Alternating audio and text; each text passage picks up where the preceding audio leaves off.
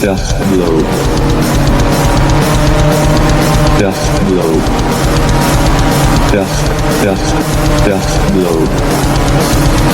Death Blow.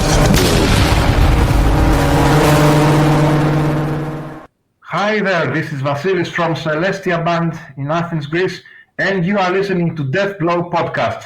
Welcome to Death Blow Podcast. It's me, Darkel, and subscribe, like, and share my videos on social media, Instagram, Facebook, and TikTok for more updates and news. I have even created a new Spotify playlist with all the band's music I interviewed. Go to have a listen now. Today I want to talk about a Greek band called Caelestia, a Latin name but with a deeper meaning. Their death metal style is very catchy, and now I will leave you with the rest of the interview. Hello? Hello. Welcome. I present myself. This is me, Darkel, and welcome to Death Blow Podcast, a podcast about extreme metal. So, how is it going? I'm very glad to be here. Thank you for the invitation. Yeah, that's so good. So, you are a member of this band Caelestia, and Caelestia is a very particular name for a band. What does it mean? Yeah. Caelestia is a word from Latin. It means all things heavenly, Caelestia. You can also pronounce it Caelestia, as in the old Latin way. Yeah. Either Caelestia or Caelestia is the same thing, but it means all things from heaven. So it's a bit contrast about the music we play and the subject that we have in our music and our lyrics. That's why we chose to name it that way. Do you have a lineup at the moment? Are you playing? We have not yet any scheduled live appearances, but we do have a lineup, of course. Besides me, that I am on guitars, we have Pandelis, who is on vocals. We have Stelios on bass, we have Andreas on guitars, second guitars, and of course we have Mark Rain on drums, who was on for 10 years in the band called Morgoth and for 10 years in Destruction. You know the band, of course, yes? Yeah, obviously. It's a very good addition to the current lineup, yes. Yeah. Caelestia is active, your band, since 2015. How much did the sound of the band evolve? Yes, actually we are active from 2013. Not 2015. 2015 was the first album, the official album that we released. At first we had two singers, female and male singers, and we had also a symphonic element to our songs. And we released two albums and a single in this format. The first album was in 2015, the second album was in 2017. The first one was called Beneath Abyss. The second one was called Thanatopsis, and then we had a single in 2019 called Angel on Fire. This is the lineup that we released the symphonic death metal, let's say, or symphonic extreme metal material. After 2019, we no longer had female vocals in the band, and no longer symphonic elements, and we concentrated on the extreme metal elements of our music. And we had some other changes in the lineup. This is how we came to the current lineup and the current, let's say, musical style of the band. Yeah, so there has been a switch between these symphonic elements to more death metal sound. Yes, more, I would say, more modern death metal. Not only old school, but also modern death metal. So you come from Greece. Yes. When I think about your land, I also automatically think about bands like Veratron and Rotting Christ. Have you ever had a contact with them? Yes, with Rotting Christ mostly, because we know the guys since a lot of years, and aside from going to concerts with these guys, at some point we have worked together, and maybe in the future we will do something together. Rotting Christ is, for me, the most distinctive Greek metal band with the most prominent career. They have played thousands, maybe above 1,500 shows worldwide. So they are a role model, so to speak, and they are terrific guys to hang out and meet with. So they are the pioneers of the scene, and they are still active after all. Yeah, Yes, he's a yes. If you agree that they started the band in 1989, they're still around after 35 years. About the themes and lyrics of this EP deal with darkness, pain, and death. What can you tell me more about the lyrics? Okay, it's not a concept EP to begin with. For example, if you take the lyrics, let's take each song separately. If you take the lyrics in No Man's Land, for example, it talks about World War I. It talks about the situation from the point of view of a single soldier who is buried in the trenches and is waiting for death to come. So it's a very dark themed song and concerned with all the ills of war. Siren is something different. Siren is more of a literature themed song about someone who travels to the seas and meets with a siren in the sea, which leads him to his death eventually, which also a favorite subject in literature also, and not only in Greek literature but in other literatures of the world. To the Elder Elemental Eye has more a subject based in literature by H.P. Lovecraft. It talks about the ancient ones and Cthulhu, if you read the lyrics carefully.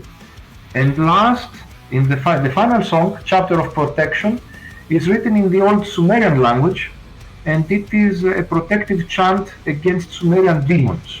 So I would say we have a dark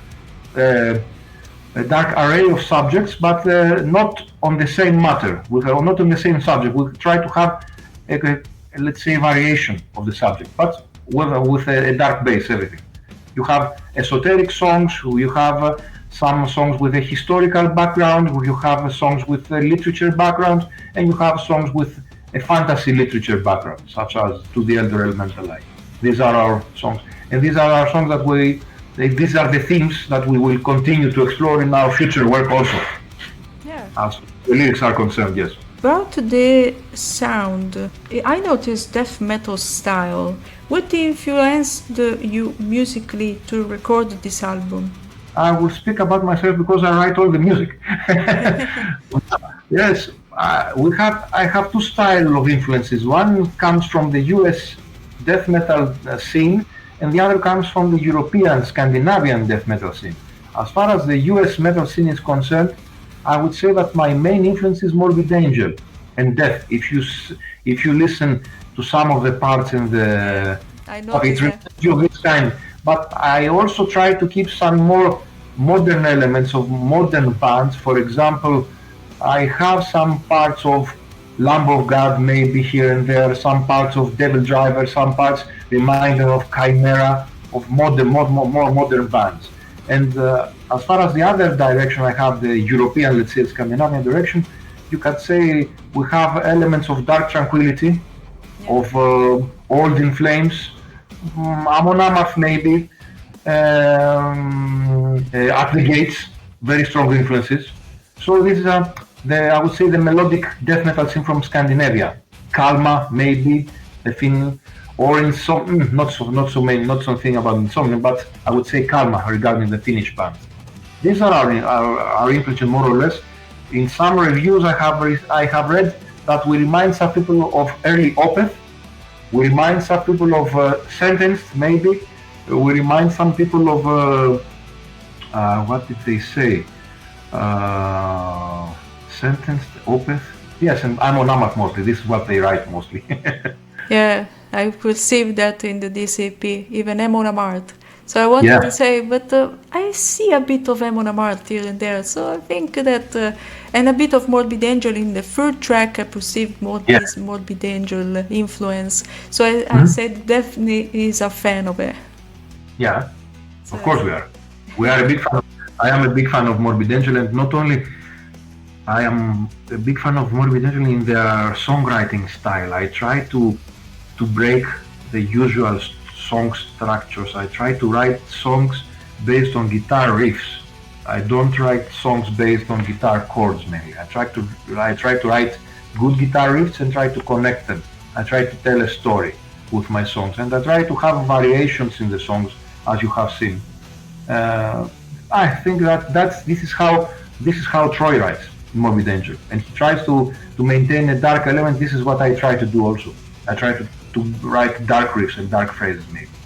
Yeah, by the way, it's a good result because that third track is very good. So congratulations about that. For your kind words. It is very important to us because when we have positive feedback, then we keep going for more, and rest assured that the album that is prepared will be even better than the EP. And how and where did you record this EP? Okay, let's go to the technical stuff now. Yeah. At first, we have the stage of the so-called pre-production. First of all, I write the ideas. I may usually do this at home, and then we go to our studio in Athens. When we make the pre-production of the ideas, we put them in order and get to say how the final structure of each song will be. After we finish the pre-production and we say this will be the pre-production of each song, then we start recording, we start tracking, which is also done in a studio in Athens, which we work with since we started the band. It's a studio that it is run by a very experienced sound engineer and who knows our sound very, very profoundly, and he helps us get the most of the outcome. Okay, when we finished the tracking in Athens, we contact in this case with the EP. We worked with the producer in Holland, Joost van den Broek, and he was in charge of mixed and mastering. And it was his first extreme metal work, because this guy usually worked with bands like Epica or Evergrey or things that are different than Caelestia. But the outcome is very interesting because he gave a very clear sound of extreme metal. Yes, this is how we got that. And I am a very big fan of clear sound in any way. I like the production to be clear and loud. Yeah. I don't like it to be muddy, yes. Yeah, that's so cool because even to find musicians or even producers that work differently, it's always a growth. It's like you grow together the sound and you decide how to, if you want to maintain the sound or if you want to change the sound. So it is so cool that you find a connection with a guy despite it's different from this extreme metal world, but you find something together, an agreement together, right? Yes. This is the point. Yeah. Regarding our new work, we will work with a different producer. Let me inform you of that. We always try to do things better every step. Yeah. And what will you change in the metal scene right now? What will we change? Okay, I don't know. What will the impact will be? What we try to let's say, not to offer, what we try to do from ourselves is to write good music and to write as, let's say, as original music as possible, and maybe to be as unique as possible, because there are hundreds of bands out there, I would say thousands of bands, and there are bands that look the same and sound the same or similar. I don't want to sound similar. I always try to do something to distinguish, so I will not be the judge of that, of course. Anybody who listens will be the judge of that. But people who have listened to the EP and people that are in the business, I have some friends in the business, like you said, Sakis from Molten Christ and other friends from other bands and also European bands have told me that the material is unique, and that keeps me going. It gives me the spark to keep going. It's something very encouraging to do so. So I try to do my thing and see where it leads us. Yeah, and that's I think that is pretty common to many bands, to find a unique sound that could work even in the future. And if you have a public that could be the judge, like you said, they are the ultimate judge, and they find that what you're playing is so cool and it's so good from you. That's I think that's an honor. It's something that it doesn't happen very very commonly these days because there are a lot of bands. People listen to music from all musical platforms like iTunes, Spotify, etc. And there are thousands of bands you can listen to, and there are hundreds of bands that are very good, and you have a very strong competition in every area. Excellent. So if you want to stand out, you must offer a very good result, a very good product. Sorry to name it a product, but it is a product in the end. You have to offer a good product. You have to pay attention to detail, to pay attention to everything. This is how we try to do it since day one. Yeah. And does exist a book or movie that influenced you on this record? I would not say that. No, there isn't. We don't. It's not a thematic EP. It's not a concept EP.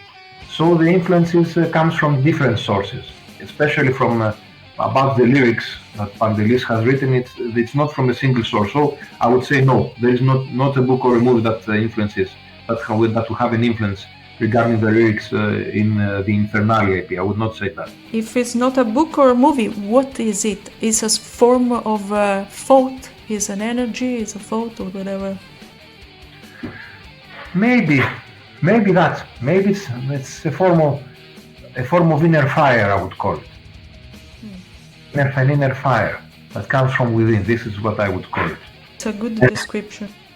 Yes, I mean, yes. As I try to find the words, I agree with you. Yes. Yeah. And what about the album cover? Who designed it? I found it very cool. Yes, the album cover was designed by Remedy Art Design, our good friend Yannis Nakos, who is a known designer, and he has done a lot of good designs for international bands, not only Greek bands. If you see, he has done the latest cover for Suffocation, so he's very big. Also, he's starting to get big also internationally. And I told him, I gave him the 4 tracks, and I told him to listen to the tracks and give your best. I said, I gave him the title, and I told him, do what the 4 tracks take out of you, what do the 4 tracks inspire you to do. This is the only thing I told him. And you see the outcome. Yeah. I like it that it's based in 2 colors, blue and red. It's good, this contrast. It's very interesting. And a lot of people have told us that the cover is catchy, is eye-catching. Yeah, and it's a good result, by the way. And are you recording right now new material, guys? Yes, we are. As we speak, we are finishing the vocals recording of our new album. We have then after the vocals will be finished sometime after the holidays, sometime in January maybe, and then we will finish some solos and some intros. I estimate that the new album will be finished by summer 2025, and we see what happens with it.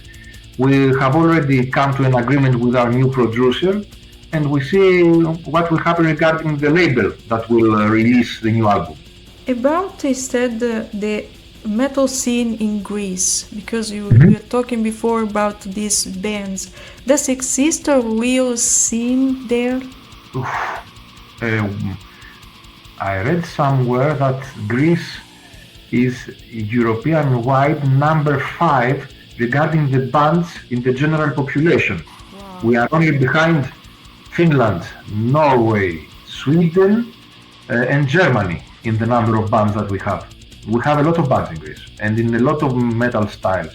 So that's a little. It's surprising because we don't have a very big population.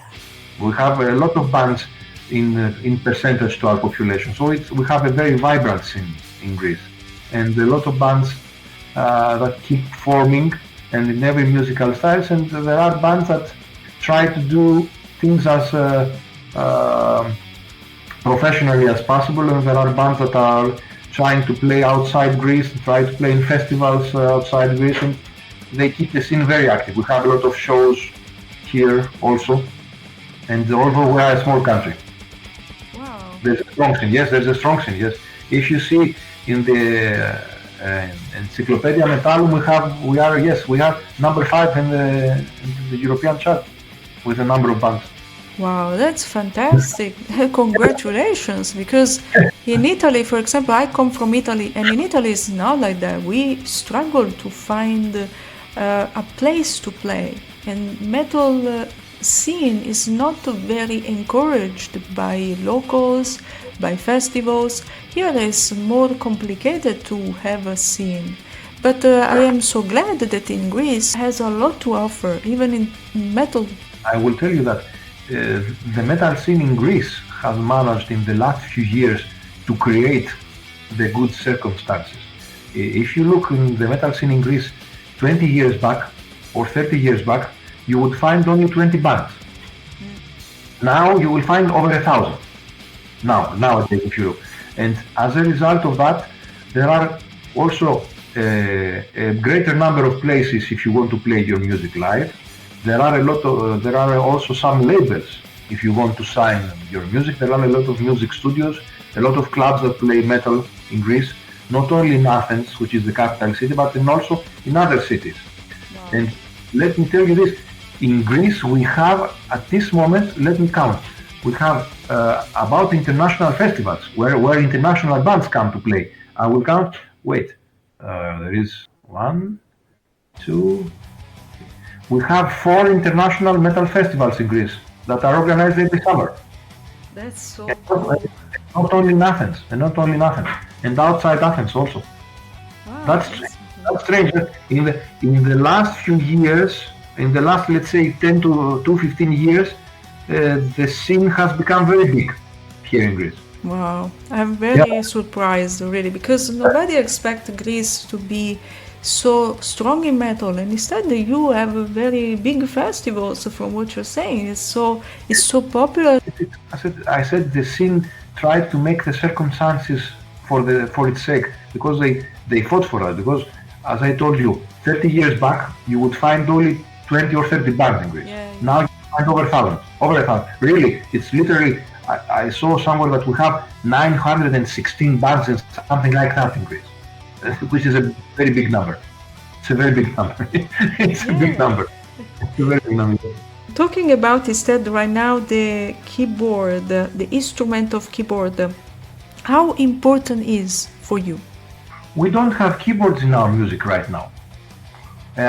We used to have keyboards in the past, in our past albums, but not as a live instrument. We use it as a studio instrument to write some symphonic parts, but we haven't used any keyboards also as a live instrument. And right now we don't use it because all the parts are covered by guitars. There are, in some songs you can find 3 or 4 different guitar parts, not only 1 or 2. So I have replaced keyboards with guitars. This is what I do. Because I'm a guitarist, and when I compose I have the guitars in mind mostly. And sometimes I also use them as keyboards. When they play backing themes, I also use them as keyboards sometimes, yes. I am a keyboardist, so that's why I always ask these questions to musicians, because I find that the keyboard is a very particular instrument to use in metal, because you cannot use it all the time. So that's why I was curious, because you played even symphonic metal, so that's why I was curious to know how could you use this keyboard instrument. So that's why I asked the question. Yes, in the past we had a lot of keyboard parts. Yes, in the past we have a lot. If you listen to our previous works and to our previous album, you will listen to it a lot. There are a lot of keyboard parts in the part. Also, if you listen to the single of 2019, you will find a lot of keyboard parts there too. But now I have replaced it with guitars. Something to add to finish the interview, something that I forgot to ask, or something that you want to say to the public? Oh, something. I want to thank again for the interview once more. And what I want to say is that we will try and be better in every step.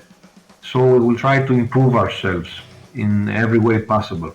So what I'm saying is that our next work, which is the full album, will be, to my mind, and will be better than the EP.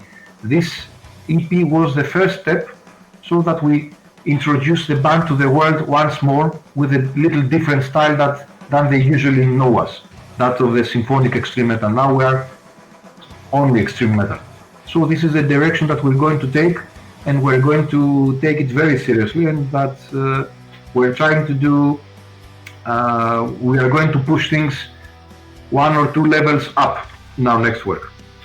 So I hope we have another interview when we have the album out, and you will see for yourself and the review if you like, of course.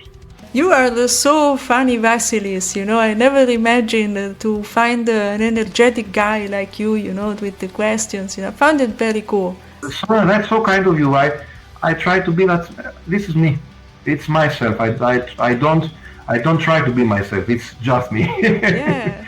And thank really you for your time in this interview. Thank you. Yeah, it has been a nice pleasure, Vasilis. For me too. Thank you so much to have been here today, and I really wish that for your EP to be even more bigger than now. I just wish you all the best, man. To you and your band.